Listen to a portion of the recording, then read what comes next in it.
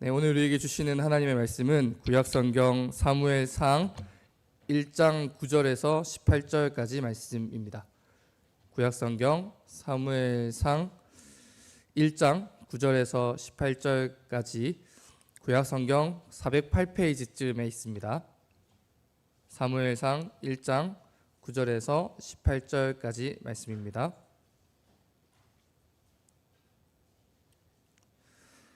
저와 여러분이 한 절씩 교독하고 마지막 18절은 함께 읽도록 하겠습니다. 그들이 실로에서 먹고 마신 후에 한나가 일어나니 그때 제사장 엘리는 여호와의 전 문설주 곁 의자에 앉아 있었더라.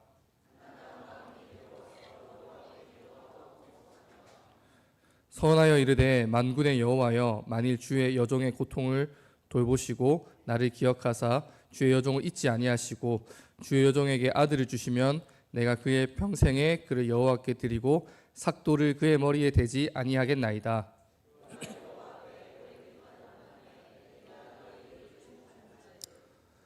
한나가 속으로 말하매 입술만 움직이고 음성은 들리지 아니하므로 엘리는 그가 취한 줄로 생각한지라.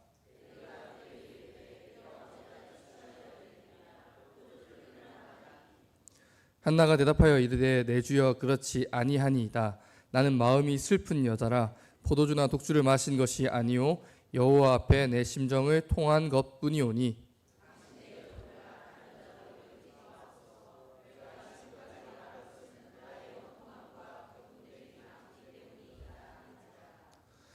엘리가 대답하여 이르되 평안히 가라. 이스라엘의 하나님이 네가 기도하여 구한 것을 허락하시기를 원하노라 하니 이르되 당신의 여종이 당신께 은혜 입기를 원하나이다 하고 가서 먹고 얼굴에 다시는 근심빛이 없더라. 아멘. 네, 하나님께 쓰임받는 사람이라는 제목을 가지고 여러분과 말씀의 은혜를 함께 받기를 원합니다. 여러분, 하나님께 쓰임받는 사람은 어떤 사람일까요? 제가 이제 한참 중고등학교 시절에 이런 말을 많이 했습니다. 저는 공부를 열심히 해서 대충 이런 사람이 되어서 하나님께 영광을 돌리고 하나님께 쓰임 받겠습니다. 네, 이렇게 고백을 했습니다. 제가 그때 대단한 비전이 있고 확신이 있어서 그런 말을 했다기보다는 그 교회에서 다 그렇게 이야기를 했습니다. 예를 들어서 내 꿈이 선생님이면 선생님이 돼서 하나님께 영광 돌려드리겠습니다. 아니면 내 꿈이 연예인이면 연예인이 돼서 하나님께 영광 돌려드리겠습니다. 요즘 중고등학생들은 뭐 하고 싶냐고 물어보면 대답을 하지 않거나 되고 싶은 게 없다고 하거나 프로게이머라고 이야기하겠지만 그때는 이제 이렇게 대답을 해야 됐습니다. 그냥 연예인 된다고 하면 안 되고 연예인이 돼서 하나님께 영광 돌려드리겠습니다. 네, 이렇게 말을 했었죠. 교회에서 그렇게 모두 다 그렇게 말하니 저도 그렇게 이야기를 했습니다. 그때 제가 뭐라고 대답했는지 잘 기억나진 않는데 확실한 건 목사는 아니었던 것 같습니다. 네. 우리는 이제 훌륭한 능력을 가지고 있어야 아니면 사회적으로 인정받는 위치에 있어야 하나님께 쓰임 받을 수 있다고 생각을 합니다. 그림에 나오는 것처럼 저렇게 시상식에서 상을 받는 연예인 정도는 되어야 하나님께 쓰임 받는 거 아닌가, 하나님이 기뻐하는 사람이 되는 거 아닌가, 그런 생각을 하기가 쉽죠. 네, 성경은 그런 훌륭한 은사를 가진 사람들 그리고 세상의 권세자들과 왕을 사용하셔서 하나님께서 일하시는 그런 장면들도 우리에게 많이 보여주기는 합니다. 그런데 여러분, 하나님의 그 구원의 역사에서 결정적으로 귀하게 쓰임받는 사람들 중에 아주 많은 사람들은 하나님 앞에서 경건하고 신실한 사람들이었습니다. 우리는 오늘 본문을 통해서 바로 그런 사람들의 이야기를 함께 살펴보려고 합니다.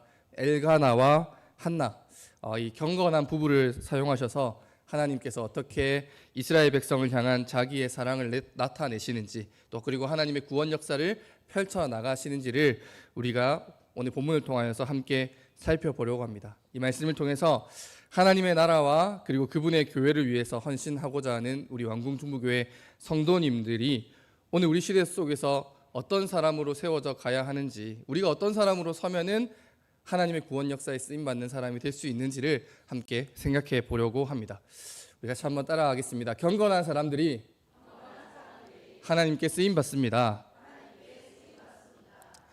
네, 사무엘상 1장은 이제 한 사람을 소개하면서 시작을 합니다. 여러분 1장 1절을 보시면은 에브라임 산지 라마다임 소빔에 에브라임 사람 엘가나라는 사람이 있었다라는 말로 시작을 하죠. 여러분 이제 우리가 쓰는 성경은 기독교의 성경이고 유대인들이 보았던 그 히브리 성경을 보면은 사사기 다음에 룻기가 없고요. 바로 사무엘서가 나옵니다. 우리 사무엘상 하로 쪼개져 있지만 원래는 한 권의 책이거든요. 그래서 사사기에서 사무엘로 바로 이제 이어지게 됩니다. 여러분 사사기 마지막 부분에 어떤 사건이 나오는지 기억하십니까? 사사기의 저자는 이제 시간 순서대로의 서술을 멈추고 이 사사 시대가 어떤 시대였는지를 단적으로 보여주는 두 가지 사건을 소개하면서 시간 순서를 조금 어긋나게 하면서 이제 사사 시대는 어떤 시대였는지를 보여주는 아주 끔찍한 사건 두 개를 소개하면서 이제 사사기를 마무리하고 있습니다. 미가 집의 제사장 사건과 그리고 레위인의 첩이 강간당하여서 동족 상잔의 비극이 일어나는 이 끔찍한 이야기 두 개를 소개하면서 사사 시대는 여러분 이런 시대였습니다라는 것을 보여주면서 마무리를 짓는 거죠. 근데 이 두 사건의 공통점이 있다면 바로 이 에브라임이라는 지역에 살고 있는 사람들이나 그 지역과 관련된 이야기라는 겁니다. 여러분들이 이제 성경을 읽는 히브리인 유대인이라고 생각을 해보면 여러분이 사사기를 읽었습니다. 그리고 사사기 마지막에 그 끔찍한 이야기를 다 보고 난 다음에 사무엘서를 딱 들어가시면 에브라임에서 일어났던 끔찍한 이야기 두 개를 보고 난 다음에 사무엘서를 딱 시작했는데 또 에브라임이 나오면 어떤 기분이 들겠습니까? 또 에브라임이냐? 또 무슨 사고가 이 땅에서 이 민족으로부터 일어나게 되는 거냐라는 생각을 하게 되겠죠. 그런데 사무엘서의 저자는 이 에브라임이라는 지역에 살아가는 경건한 사람을 한 명 소개해 줍니다. 그 사람이 엘가나죠. 그리고 이 엘가나라는 사람과 그 가정을 통하여서 하나님께서 앞으로 어떻게 하나님의 구원 역사를 이루어 가시는지를 일종의 반전을 이렇게 만들어가면서 설명해 주고 있습니다. 엘가나는 어떤 사람이었느냐? 이 엘가나는 여로함의 아들이요 엘리후의 손자요 도후의 증손이고 숲의 현손이다 이렇게 나와 있습니다. 그런데 이 엘가나의 자손으로 소개되는 이 사람들 중에서 성경 다른 곳에서 언급되거나 중요하게 이야기되는 사람은 아무도 없습니다. 엘가나에게는 이제 뭐 성경에 소개되는 아내만 두 명이죠. 한나와 브닌나라는 아내들이 둘이 있었다고 나오니까 아마도 이제 여러 가족을 부양할 수 있는 어느 정도의 부유함은 가지고 있었던 사람으로 우리가 유추해 볼 수가 있습니다. 하지만 뭐 이 사람이 뭐 돈이 좀 있건 없건 간에 어쨌든 별 볼 일 없는 집안의 사람이었다라는 것을 우리가 생각해 볼 수가 있습니다. 그런데 이 엘가나에게 별 볼 일 없는 집안의 사람이었던 이 엘가나에게 아내가 두 명이 있었습니다. 아까도 말씀드렸던 것처럼 한 사람은 우리가 잘 알고 있는 한나고 또 한 사람은 브닌나였습니다. 근데 브닌나에게는 자녀가 있었지만 한나에게는 자녀가 없었죠. 불임이었습니다. 여러분 오늘날에도 자녀가 없다라는 것은 굉장히 결혼한 가정과 부부를 괴롭게 만드는 일입니다. 그런데 이 사무엘서의 시대, 고대 근동의 이스라엘에서 자녀가 없다라는 것은 엄청난 사회적 비난과 지탄을 받고 괴로움에 시달리며 살아야 된다라는 것을 뜻합니다. 사회적인 안전망과 보호로부터 이제 밀려나게 되는 그런 사건인 거죠. 그래서 이 한나에게 자녀가 없었다라는 것은 이후 이 가정의 엄청난 갈등의 불씨가 됩니다. 그런데 이 엘가나가 매년 실로라는 곳에 가서 여호와 하나님을 예배하고 제사를 드렸다라고 드립니다. 이렇게 성경에 나와 있습니다. 이제 매년제라고 하는데요. 이스라엘 사람들이라면 마땅히 지켜야 되는 3대 절기인 뭐 유월절, 맥추절, 수장절 그 중에 하나가 아니었습니다. 이 매년제는 가족 중심의 제사였고 여호와 하나님의 은혜에 감사를 올려드리는 그런 제사였습니다. 그리고 이 실로라는 곳은 엘가나가 살고 있는 성읍에서 대략 32km 정도 떨어진 곳이었고 이 시대에 이 정도 거리를 이동하려면 가족들과 함께 이제 여러 가지 짐을 들고 이동한다면 뭐 꼬박 이틀 길은 가야 갈 수 있는 그런 곳이었습니다. 근데 여러분 이 시대는 어떤 시대였느냐? 사사기에서 바로 이어지기 때문에 사사시대였습니다. 그런데 사사시대의 특징이 무엇인지 여러분 기억하시는 분 있으실까요? 다 기억하시겠죠? 사람이 각기 자기 소견에 옳은 대로 행하던 시대가 바로 사사시대였습니다. 온갖 악한 행동들과 우상 숭배가 넘쳐나던 시대였고, 또 성소에서의 예배가 올바르게 시행되지 않던 시대가 바로 사사시대였습니다. 근데 그런 시대에 비록 별 볼 일 없는 가문의 자손이었지만 이 엘가나는 가족들을 다 데리고 매년 제를 매년 하나님께 올려 드렸다라는 것입니다. 그렇기 때문에 비록 이 엘가나라는 사람이 아내가 둘이 있는 도덕적인 흠결이 전혀 없는 사람은 아니겠지만, 이 사사 시대의 평균에 비추어 보았을 때는 경건한 사람이었고 하나님을 경외하는 사람이었으며 예배를 소중하게 생각하는 사람이었다는 것을 우리가 확인할 수가 있는 것이죠. 그런데 여러분, 3절에 보면은 1장 3절을 보시면은 엘가나가 예배를 드리러 나아가는 이 실로의 제사장이 있었습니다. 그 제사장이 누구였느냐? 엘리의 두 아들이었던 홈리와 비느하스가 이 실로라는 곳에 제사장으로 있었다라고 성경이 기록하고 있습니다. 홈리와 비느하스는 어떤 제사장들이었느냐? 제사장으로 있으면서 여호와 하나님께 드리는 제물을 빼돌려서 자기들이 취하여서 먹고, 그리고 회막문에서 수종 드는 여인들과 동침한 정말 끔찍한 악을 저지른 그런 사람들이었습니다. 사무엘서의 기자는 이 두 사람을 향하여 뭐라고 이야기를 하냐면, 이 사람들이 여호와의 제사를 멸시하였다, 하나님께 드리는 예배를 멸시하였다라고 기록하고 있습니다. 그리고 심지어 뭐라고 말하냐면, 여러분, 제사장이지 않습니까? 제사장, 성직자인데 이 사람들이 행실이 나빠서 제사장인데 여호와를 알지 못하는 사람들이었다. 직업적으로 제사장, 예배를 섬기는 사람이었을지는 모르나 이 사람들은 하나님을 모르는 극악무도한 자들이었고, 직업이나 똑바로 했냐면 그런 것도 아니고 재물을 빼돌리고 수종드는 여인들과 동침하는 하나님을 업신여기는 사람들이었다라고 소개를 합니다. 그런데 이 홈리와 비느하스는 대제사장 엘리의 자녀들로 이 시대 가장 명망 있는 가문의 자녀들이었죠. 이스라엘 사람들이라면 누구나 주목할 수밖에 없는 그런 사람들이 바로 홈리와 비느하스, 사회적 명망과 권력과 그런 훌륭함을 다 갖춘 사람들이 홈리와 비느하스였다는 것입니다. 여러분, 이름 없는 가문의 엘가나가 하나님을 경외하고 매년제를 드리며 경건한 사람이었다는 것을 소개하면서 사무엘서의 기자는 제사장 가문의 홈리와 비느하스의 불경건함과 극악무도함을 의도적으로 대조해서 보여주고 있습니다.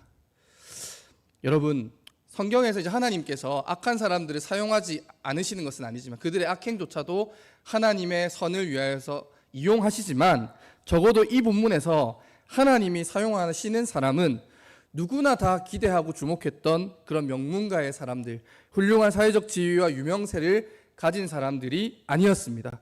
혼란스러운 시대에 하나님께 쓰임 받았던 사람은 엘가나처럼 경건한 사람, 하나님께 드리는 예배를 소중하게 여기는 사람들이었다라는 것을 우리가 알 수 있습니다. 여러분, 오늘날에도 마찬가지입니다. 하나님이 하나님의 구원 역사를 위하여서 결정적으로 사용하는 사람은 하나님께 드리는 예배를 사랑하고 여호와 하나님을 경외하는 경건한 사람들이라는 것을 우리 성도님들이 모두 다 기억하시기를 바랍니다. 네, 두 번째로 한번 따라하겠습니다. 자기 슬픔을 기도로 쏟아내는 사람들이 하나님께 쓰임 받습니다.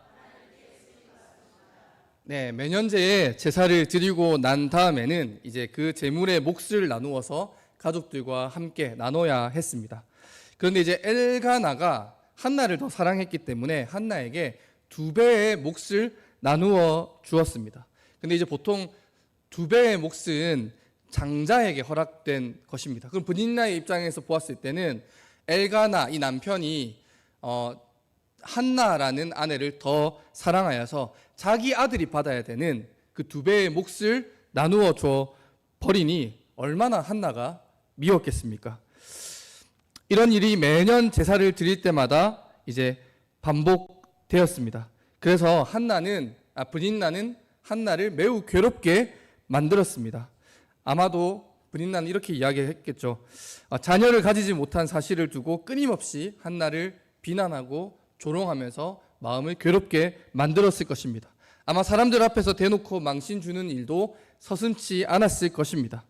여러분, 이 매년제를 드리고 난 다음에 나누는 그 식사 자리는 가족들이 함께 음식을 먹고 마시면서 서로의 화목함을 누리는 자리가 되어야 합니다. 하지만 한나는 이 매년제의 식사 자리가 있을 때마다 눈물을 흘리면서 음식을 먹지 않았습니다. 여러분, 밥이 목으로 넘어갔겠습니까?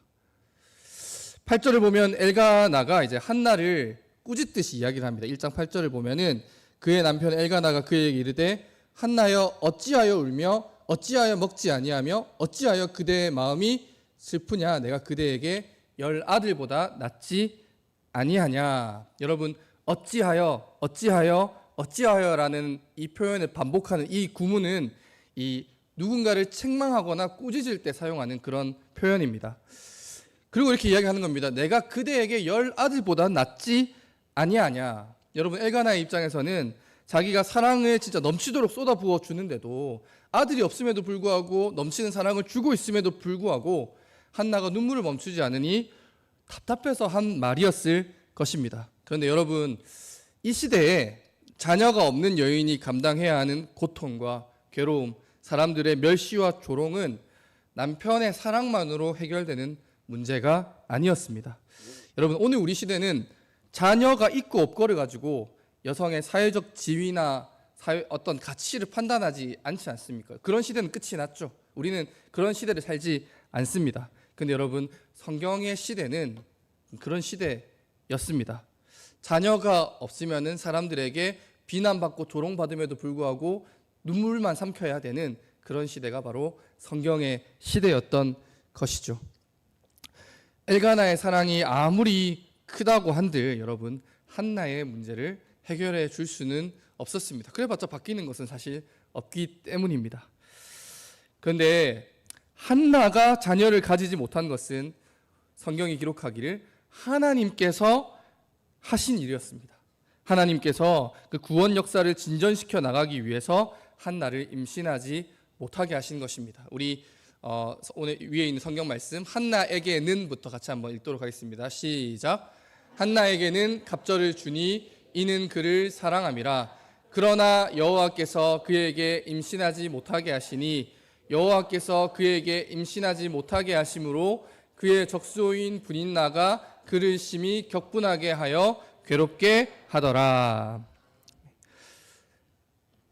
네, 이 말씀을 통해서 이 이야기의 중심에 하나님께서 계시다라는 것을 사무엘서의 기자는 우리에게 상기시켜 주고 있는 것입니다. 한 가정에서 일어나는 어쩌면 이 시대에 빈번하게 일어났던 그런 평범한 갈등 관계처럼 보이지만 사실 이 이야기의 중심에 뒤에 계셔서 이 이야기를 이끌어가고 계시는 분이 하나님이시다라는 것을 사무엘서의 기자는 우리에게 알려주고 있는 것이죠. 자, 엘가나의 가족들이 실로에서 먹고 마신 후에 이제 한나가 일어났습니다.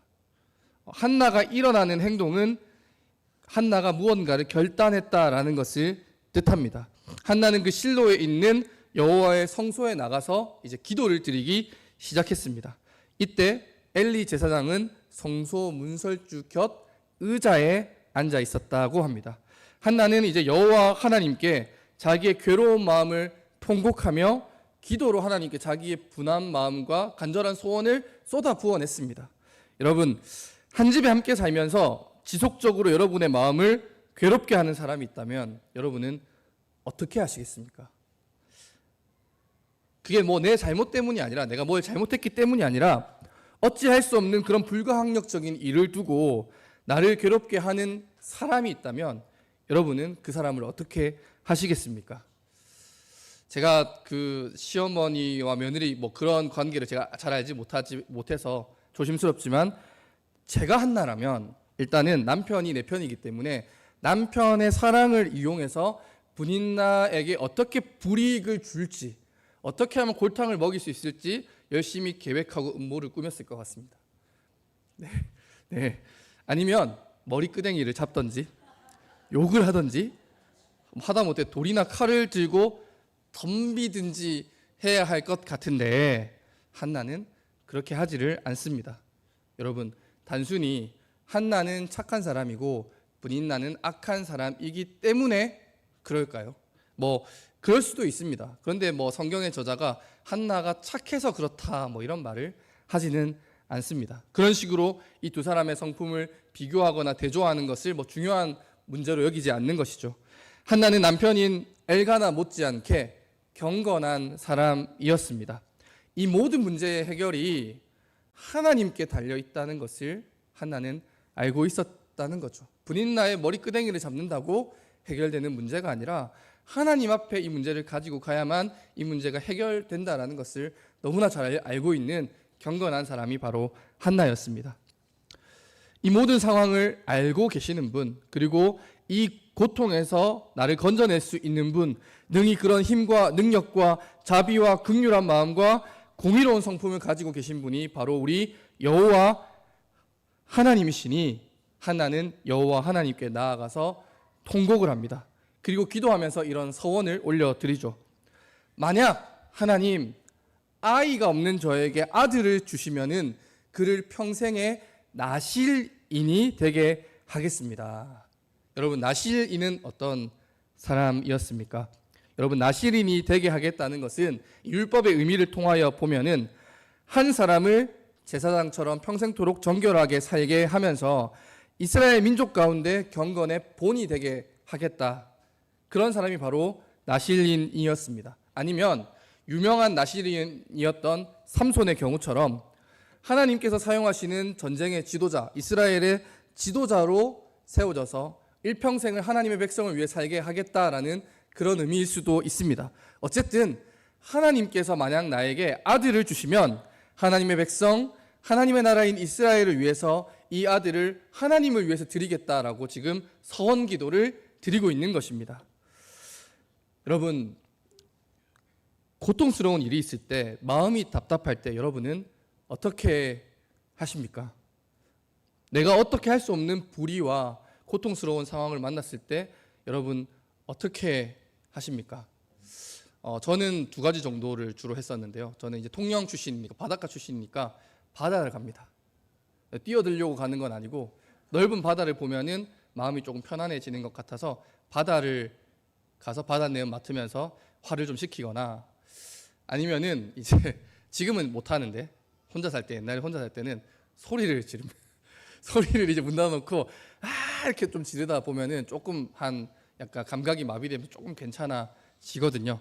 사람마다 이렇게 이 어려움을 해소하고 해결하려고 하는 방법들은 여러 가지가 있을 겁니다. 요즘 젊은 사람들은 SNS, 인스타그램이나 이런 것들을 하면서 사진 같은 거 올리면서 좀 풀 수도 있고, 친구와 여행을 가거나 아니면은 친한 친구를 불러가지고 2-3시간씩 나를 힘들게 하는 사람을 거의 원자 단위로 이렇게 까버리면 마음이 후련해지기도 하겠죠. 물론 이제 이런 것들은 마음에 있는 그 스트레스를 해소하는 저마다의 방법일 수는 있습니다. 하지만 여러분, 진짜 우리 문제를 해결해 주시는 분은 하나님이시기에 우리는 하나님께 이 문제를 가지고 나아가야 되고, 하나님께 우리의 마음의 그 괴로움과 우리 마음의 소원을 쏟아 부어야만 합니다. 하나님께서는 그런 아픔과 슬픔을 가지고 하나님 자기 앞으로 나아오는 사람들을 너무 사랑하시는 분이십니다. 그리고 그런 그들의 고통을 위로하여 주시고 해결책을 주시는 분이 바로 우리 하나님이십니다. 여러분, 이런 모습을 지켜보던 엘리 제사장이 어떤 마음을 가졌을까요? 여러분, 대제사장이라면, 훌륭한 영적인 통찰력을 가진 사람이라면 이 여인이 얼마나 마음이 괴로우면 이렇게 간절하게 기도를 할까 하고 그 사람에게 위로와 아니면 함께 기도해준 중보의 기도를 해주든가 그렇게 해야 될 텐데, 엘리 제사장은 한나가 술 취해서 술주정하고 있는 것으로 오해를 했습니다.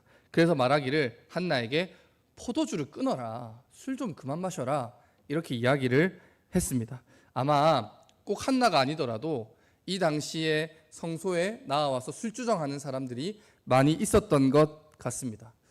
왜 그렇게 볼 수 있냐면, 여러분 앞에서도 말한 것처럼 여러분 제사장들이 그 모양인데, 제사장들이 하나님을 알지도 못하고 하나님께 드리는 예배를 멸시하고 자기 이익을 위해서 하나님께 드리는 제물을 빼돌리는 그런 끔찍한 일을 하고 있는데 일반 사람들의 현실이 어땠겠습니까? 목회자가 성직자가 제대로 서지 않는데 일반 성도들이라고 해서 경건하게 하나님께 예배드리는 성소를 존중했겠습니까? 아마 술 취한 사람들이 많이 나와서 빈번하게 술주정을 하니 한나도 똑같이 술주정한다고 생각하고 엘리는 한나에게 포도주를 끊으라 라고 이렇게 이야기한 것입니다. 대제사장인 엘리마저도 하나님 앞에서 간절히 기도하는 한 여인의 괴로운 마음, 그 통회하는 심령을 알아보지를 못했습니다. 여러분, 엘리 제사장은 영적으로 둔감한 사람이었습니다. 여러분, 영적인 둔감함은 하나의 영적 질병입니다. 정해진 예배의 처소와 제사의식이 건재했지만 이런 일들이 일어나고 있었습니다. 여러분, 우리의 교회와 공동체 안에는 그런 모습이 없는지를 돌아보아야만 합니다. 여러분, 공동체 안에 어려움을 만난 그 사람들의 이야기에 귀 기울이지도 못하고 간절한 기도의 소원에도 공감하지 못하는 그런 영적인 둔감함이 우리 가운데는 없는지 사실 늘 돌아보아야 하는 것이죠. 한나는 엘리에게 내가 취한 것이 아니라 단지 하나님께 내 심정을 통한 것뿐이다. 영어 표현으로 보면 쏟아내었다라고 되어 있거든요. 자기는 악한 여자가 아니라 마음속에 원통함과 격분함이 너무 많았기 때문에 하나님께 내 심정을 쏟아내 부은 것뿐이다라고 대답을 했습니다. 여러분, 그래도 아들들과는 다르게 엘리는 영적으로는 둔감했지만 제사장으로서 자기가 해야 되는 일이 무엇인지는 아는 사람이었습니다. 그래서 엘리는 한나에게 평안히 가라라고 이렇게 이야기를 합니다. 그리고 이스라엘의 하나님께서 네가 기도하여 구한 것을 허락하시기를 원한다라고 축복해 주면서 제사장으로서의 일을 하는 것이죠. 그리고 한나는 엘리에게 인사를 드립니다. 그리고 그동안 매년제 식사 자리에서 음식을 먹지 않았는데 성소에서 하나님께 기도를 드리고 서원을 하고 난 뒤에 이제는 가족들에게 돌아가서 음식을 먹었습니다. 그리고 얼굴에 다시는 근심빛이 없었다라고 성경은 기록하고 있습니다. 여러분, 이런 한나의 모습을 통해서 한나가 단순히 자기 감정을 소모하기 위해서 성소에 기도하러 간 것이 아님을 알 수가 있습니다. 한나는 자기 문제의 해결이 하나님께 있다는 것을 확실하게 믿고 있었습니다. 그리고 하나님께 자기 마음을 쏟아내었고 또한 성소를 지키고 있는 대제사장이 축복을 해주니까 이제 다시는 근심하지 않게 되었습니다. 하나님께서 자기의 아픔과 슬픔을 다 알고 계시고 반드시 자기 문제를 해결해 주실 것을 확실하게 믿고 있었기 때문입니다. 사랑하는 여러분, 하나님께서 본문의 한나처럼 자기의 모든 아픔과 슬픔을 세상적인 방법으로 해소하는 것이 아니라 하나님 앞으로 나아와서 기도로 쏟아내는 사람을 사랑하시는 분이십니다. 이제 하나님께서는 한나를 통하여 하나님의 구원의 역사를 이루어 가실 것입니다. 여러분, 여러분도 마음의 괴로움, 근심과 걱정, 염려, 두려움이 있을 때 다른 곳에 쏟아낼 수도 있겠지만 하나님께 나아와 이 문제의 해결은 하나님밖에 없습니다. 하나님이 내 기도를 들어주셔야만 나의 문제가 해결됩니다. 그런 믿음을 가지고 간절하게 기도하는 저와 여러분이 다 되기를 바랍니다. 마지막 세 번째로 함께 읽도록 하겠습니다. 자기의 소중한 것을 내어놓는 사람들이 하나님께 쓰임받습니다. 여호와 하나님께서 그런 한나를 기억하셨습니다. 그래서 한나와 엘가나가 동침하자 한나가 임신하여서 아들을 낳았습니다. 그리고 이 아이의 이름을 사무엘이라고 했습니다. 이는 내가 그를 여호와께 구하였다라는 뜻에서 붙인 이름이 바로 사무엘이었습니다. 한나는 이 아이 사무엘이 젖을 뗄 때까지, 그러니까 이때 당시의 기준으로는 대략 3살 정도까지 데리고 있다가 숫소 3마리와 밀가루 1에바와 포도주 1가죽 부대를 가지고 실로에 있는 성소로 올라갔습니다. 근데 여기서 다시 한번 이 가정이 얼마나 경건한 가정인지를 우리가 알 수 있습니다. 여러분, 예전에는 우리나라에도 이제 소 팔아서 대학교 간다라는 그런 말이 있었죠. 네, 제가 대학 시절에 등록금이 너무 올라서 소 팔아서도 대학을 못 간다고 학생 운동하는 사람들이 소를 가지고 총장실로 침투한 적이 있었거든요. 그래서 이제 막 소똥 막 학교 바닥에 다 흘리고 그런 일도 있었는데, 대충 소 팔아서 대학교 간다, 그만큼 이 소라는 것이 값어치 있고 좋은 것이다라는 그런 의미가 있겠죠.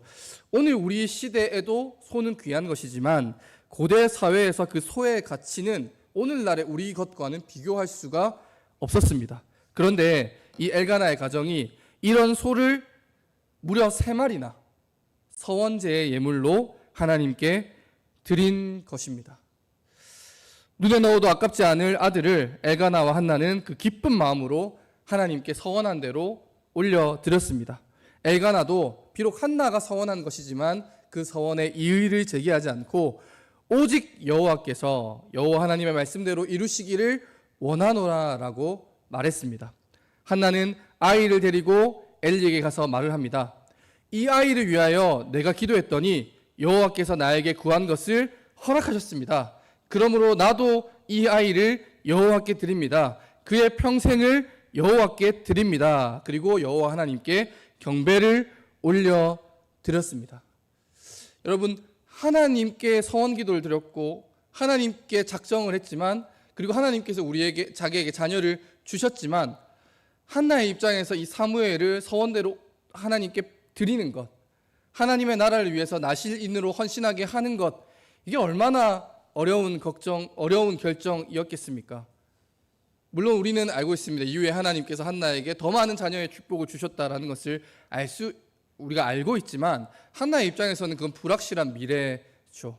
그럼에도 불구하고 한나는 이 아이 사무엘을 하나님께, 가장 소중한 아들을 하나님께 올려드리겠다는 그 약속 서원한 대로 지켰습니다. 여러분, 이렇게 바쳐진 이 사무엘이 누구였습니까? 각기 자기 소견에 옳은 대로 행했던 그 사사시대의 어두움을 끝내고 이스라엘 백성 가운데 여호와 하나님을 믿는 신앙을 바로 세우고 하나님께서 택하신 왕에게 기름을 부었던 위대한 선지자가 바로 이 사무엘이었습니다. 하나님께서는 여호와 하나님을 예배하는 신앙을 가졌던 엘가나와 자기의 아픔과 슬픔을 여호와 하나님께 쏟아내며 기도했던 이 한나를 통해서 이 위대한 선지자를 하나님 앞에 드려지도록 인도하여 가셨습니다. 하나님 나라를 위한 그 구원의 역사에 결정적인 한 발을 내디딘 것은 엘리 가문으로 대표되는 명망 있고 높은 지위와 훌륭한 은사를 가진 사람들이 아니었습니다. 비록 보잘것없는 가문이었지만 하나님을 향한 경건하고 신실한 마음을 가진 사람들을 하나님께서는 사용하셔서 하나님의 구원 역사를 이끌어 가셨습니다. 우리는 앞으로 이제 사무엘상의 말씀을 통해서 하나님께서 이런 경건한 자들을 사용하셔서 당신의 나라를 어떻게 살피고 어떻게 돌보시고 어떻게 이끌어 가시는지를 함께 살펴보게 될 것입니다. 여러분, 성경이 주목하는 사람, 하나님이 쓰시는 사람이 바로 이런 사람들입니다. 여러분, 하나님께서 세상에 힘있고 권세있고 유능한 자들만을 사용하려 하셔서 구원 역사를 이루어 가고자 하셨다면 예수님은 로마의 황제로 이 땅에 오셨을 것입니다. 하지만 예수님께서는 베들레헴 목수의 아들로 아무도 주목하지 않는 사람으로 이 땅에 오셨죠. 하나님께서는 구원의 역사를 이루어 가기 위하여서 훌륭하고 대단한 사람, 사람들에게 칭찬받고 존경받는 사람, 명망 있고 권세 있는 사람이 아니라 하나님을 향한 경건한 믿음을 가진 사람들을 사용하시는 분이십니다. 하나님의 나라와 하나님의 교회를 올바르게 세워가기 위해서 지금도 헌신하고 계시는 우리 왕궁 중부교회 성도 여러분, 하나님을 예배하는 일을 기쁘게 하는 사람, 마음의 고통과 분노, 슬픔과 괴로움을 하나님 앞에 쏟아낼 수 있는 사람, 그리고 하나님 나라와 교회를 위해서 자기의 소중한 것을 아낌없이 내어놓을 수 있는 사람, 저와 여러분이 바로 그런 경건한 믿음을 가진 자들이 다 될 수 있기를 진심으로 바랍니다. 혼란한 시대 속에서 하나님께서 엘가나의 가정과 한나를 주목하시고 그들을 통해 일하셨던 것처럼 하나님께 주목받는 경건한 믿음을 가진 사람들이 우리 왕궁 중부교회 성도님들이 다 되시기를 바랍니다. 이런 각오를 함께 다지면서 우리 2025년을 함께 힘있게 시작하는 우리 모든 성도님들 되시기를 주님의 이름으로 축복합니다.